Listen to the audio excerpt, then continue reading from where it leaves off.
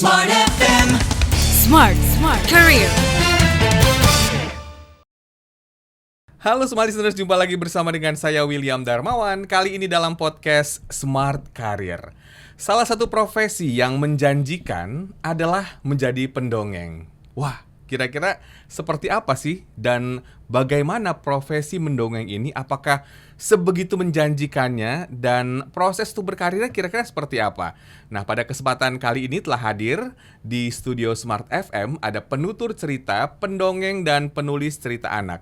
Ada Muhammad Aryo Farid Zidni Eshum atau Kak Ayo. Halo Kak Ayo. Halo Kak Gimana Willy. kabarnya? Baik, senang banget bisa reunian di sini. Oke.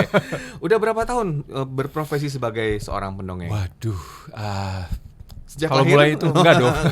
99, 99. 1999. Wow. Sudah mulai mendongeng ya, tapi itu belum jadi profesi sebenarnya, tapi sudah kegiatan buat publik itu di situ. Oke, Kak Ayo, mungkin setelah podcast ini banyak juga yang tertarik untuk menjadi seorang pendongeng. Nah, kalau Kak Ayo sendiri, itu sudah berapa tahun menjadi pendongeng? 1999. Coba, Wow. berapa tuh ya? 20-an lebih ya. Tapi Lebih itu 20 itu belum tahun jadi lebih. profesi ya. Itu sudah mulai mendongeng ke publik, ke orang banyak gitu. Tapi memang waktu itu diawali dengan social activity. Itu mendongeng di beberapa tempat lah gitu. Sampai sekarang. Oke, nah Kak Ayo, kan setiap orang tuh bisa bercerita ya, punya kemampuan bercerita. Betul. Baik itu bersama temannya atau mungkin keluarganya gitu. Apa sih yang membedakan bercerita dengan berdongeng gitu atau mendongeng?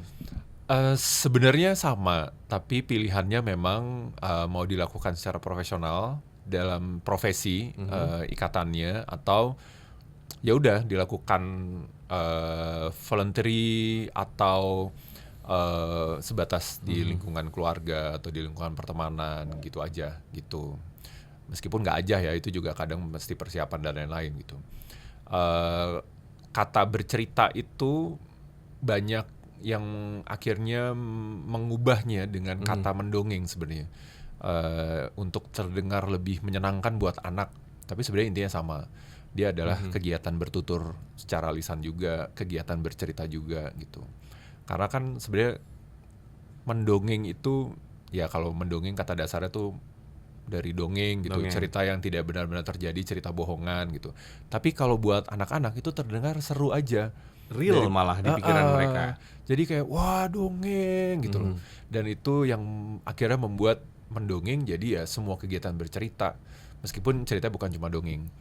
Nah, yang tertarik untuk mendongeng itu sekarang lagi banyak banget memang. Lagi banyak, serius? Lagi banyak banget. Jadi bahkan ada teman-teman yang bikin sekolah cerita Indonesia gitu, imajinatori, terus itu yang nanya itu banyak banget. Oh, bisa nggak ini, bisa nggak begini, gimana caranya gini gitu. Yang dibutuhkan itu tentu adalah kemauan dulu sih. Sebatas mana mau jadi seorang storytellernya gitu. Mau seprofesional apa nih gitu, karena tuntutannya pasti akan sejalan dengan goals-nya itu.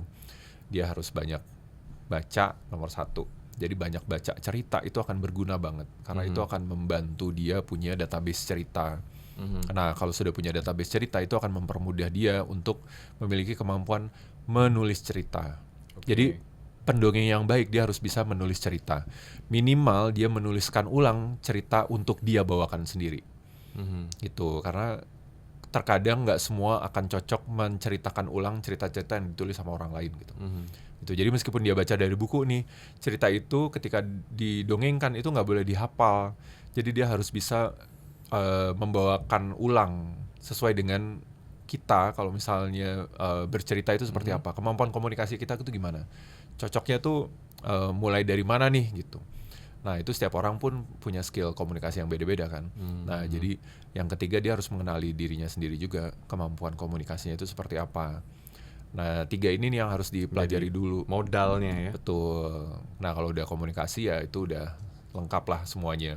Dari suara, dari kontak mata, dari bahasa tubuh, gerakan tangan, gestur, ekspresi gitu, itu akan dipelajari semuanya.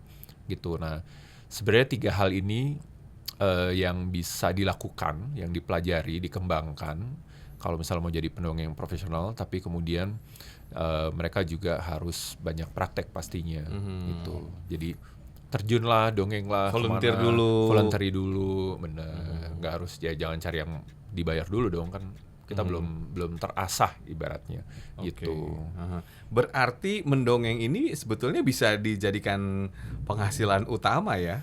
Bisa banget. Oke, bisa banget. Bisa banget. Dulu aku bukan bekerja sebagai seorang pendongeng toh. Lulus kuliah ya kerja profesional di bidangnya. Tapi kemudian loh kok lama-lama seru ya dongengnya ya. Terus kemudian loh kok bayaran mendongeng lebih gede daripada gaji bulanan ya gitu. Akhirnya ya udah oke, kita cobalah gitu. Dan ternyata sampai sekarang gitu. Jadi akhirnya nulis cerita anak juga malah lebih banyak. Jadi kayak shadow writer gitu loh. Kok ini malah jadi seru ya.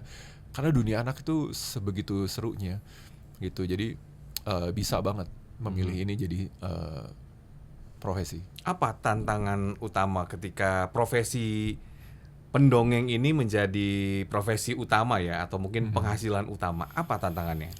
Tantangannya updating semuanya sih. Karena ini berkaitan dengan manusia, dengan orang, terutama orang-orang yang kecil-kecil, anak-anak, dan mereka itu perkembangannya itu berbeda hampir setiap generasi, betul. Yang sekarang tuh udah digitally on everything gitu loh, digital native kan. Jadi kita harus update dengan apa yang sedang berkembang di media sosial juga, karena kita harus bisa mempergunakan itu di dalam interaksi dan dongeng kita. Karena dongeng itu juga berkembang sesuai dengan zaman juga gitu. Pertama itu, kemudian bahasanya. Jadi topik-topiknya itu kemudian bahasanya juga. Bahasa dengan anak-anak itu kita harus mempergunakan bahasa apa nih? Itu kalau ya seumuran, ya kita seumuran kan ya? Iya, Seumuran kayaknya kita. saya junior sedikit sih, biar kelihatan muda ya. Nah itu mungkin bahasanya ya oke lah, kita bisa sama-sama tahu. Tapi kalau udah ke anak-anak yang generasi sekarang, wah kita harus tahu banyak istilah yang In English bahkan. in English. Kebanyakan bahkan bisa bilingual tuh kalau misalnya cerita ke mereka gitu. Karena mereka udah bilingual juga hidupnya gitu. Semua yang mereka tonton itu udah English juga kebanyakan gitu, meskipun bahasa Indonesia juga, tapi itu yang seru sebenarnya. Kemudian updating di ceritanya sih. Gimana caranya kita bisa membuat cerita itu jadi seru ketika diceritakan dan tidak membosankan buat mereka, karena hidup anak-anak sekarang kan itu banyak terpengaruh oleh media sosial. Jadi mereka internet dan semua platformnya itu, dan membuat mereka itu jadi cepat jenuh kalau sesuatu itu dalam kurang dari let's say 30 detik itu nggak menarik gitu loh. Jadi kalau misalnya kita mendongeng di bawah 1 menit itu nggak menarik, itu kayak di sweep aja gitu loh, sama jarinya. Bisa langsung ganti cerita tuh. Nah, bukan ganti cerita, tapi harus memasukkan aksi, Oke. memasukkan karakternya, atau kita langsung looping ke bagian cerita yang itu akan seru gitu.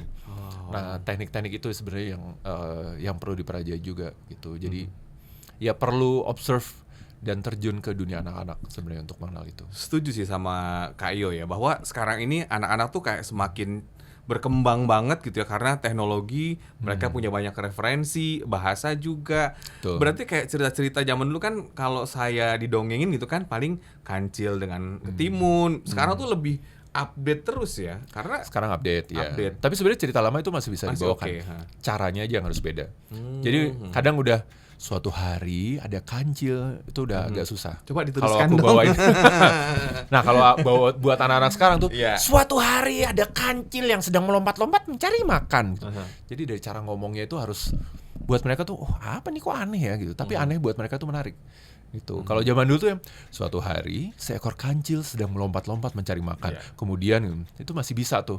Tapi kalau sekarang tuh yang wah udah berantakan, udah mungkin banyak gimmick tapi tetap pada narasi cerita. Ditambah mungkin kostum juga, atau mungkin Bisa. properti bisa juga ya. Bisa, benar. Oke. Meskipun wow. ya ada beberapa orang ya termasuk aku sendiri jarang nih pakai properti, pakai boneka, niruin suara. Set skill yang seperti itu buatku udah cukup lah gitu. Jadi aku balik ke normal lagi, dan ternyata masih bisa juga. gitu. Tapi memang itu tergantung dari interaksi di awalnya. Gitu. Karena tadi ya banyak yang cepat bosan sekarang. Mereka kan juga begitu cepatnya menerima informasi, Betul. langsung di apa namanya, Swipe aja ganti iya, gitu kan. ganti gitu ya. Wow. Sayangnya kan kita nggak bisa, mereka nggak bisa bilang, Miss ini ganti dong pendongengnya, ya, itu nggak bisa tuh gitu. Jadi kita yang harus aware banget nih, oh ini kayak udah mulai jenuh nih, udah mulai Oke, bosan nih. kelihatan mukanya. Oke, masukin apa, loop ke bagian mana gitu-gitu. Berarti harus suka sama anak-anak dong. Harus, yes, Mhm. karena anak-anak itu kan perasa banget. Mereka itu nggak pernah menilai, tapi mereka bisa merasakan. Kalau seseorang melakukan kegiatan sama mereka itu tidak sepenuh hati, itu akan kerasa sama mereka, dan mereka nggak akan ikut. Oke, Gitu. dari feel-nya berarti ya. Bener. Jadi kalau misalnya kita mau terjun di dunia dongeng nih, aku Tapi mau nggak jadi tulus storyteller gitu nih, ya? tapi nggak tulus, just for the sake of the money gitu. Wah, oke. itu udah susah deh. Kalau dari awal hanya berpikir ke sana itu udah susah gitu.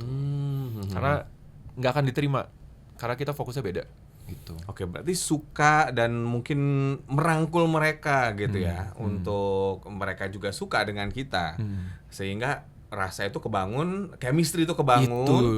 akhirnya cerita itu bisa ditangkap oleh Bisa, mereka. bener. Gitu. Jadi kalau misalnya fake gitu ya di panggung itu nggak bisa ya. Nggak bisa. Anak-anak tuh nggak asik. Mereka bisa loh ngomong itu di awal.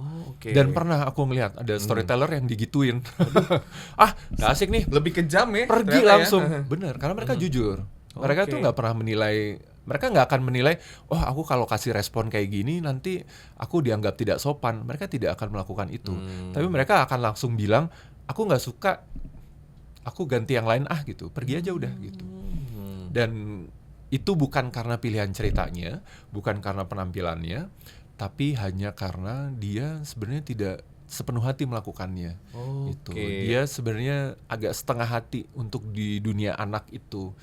Gitu. Jadi ya aku cuma mau cari uang aja gitu. Yang itu akan kerasa banget sama anak-anak gitu. Wow. Terus gimana kalau udah gitu, Kak? Ya udah, mau gimana lagi ya, selesai aja gitu. Tapi entah gimana ya, tapi aku beruntung sekali bisa activity di kegiatan sosial dulu, karena disitulah aku bisa merasakan kegiatan yang baik itu akan direspon dengan baik, dan pelajaran itu yang ternyata membentuk bahwa anak-anak itu tidak mudah loh, tapi mereka harus kita jumpai dengan tulus gitu, dan it works every time dalam voluntary work, social work, bukan satu activity yang bertujuan apa-apa ya, memang untuk main aja, atau in professional work gitu, untuk bermain dan untuk bercerita sama mereka as a professional gitu. Dan semua bidang itu butuh itu. Harus hadir sepenuh hati sama mereka gitu. Terakhir, singkat saja, berarti Terakhir, berarti profesi ini sangat menjanjikan di kedepannya, karena anak-anak kan juga semakin banyak gitu ya, terutama di Indonesia. Betul. Sangat dibutuhkan dan semakin berkembang karena juga gempuran digital media. Orang tua tuh butuh kegiatan yang membuat anak-anak itu benar-benar masuk ke dunia anak-anak gitu. Tidak lagi berhubungan dengan layar. Oke, sukses Kak Ayo. Terima kasih. Dan terima kasih telah hadir di podcast kami.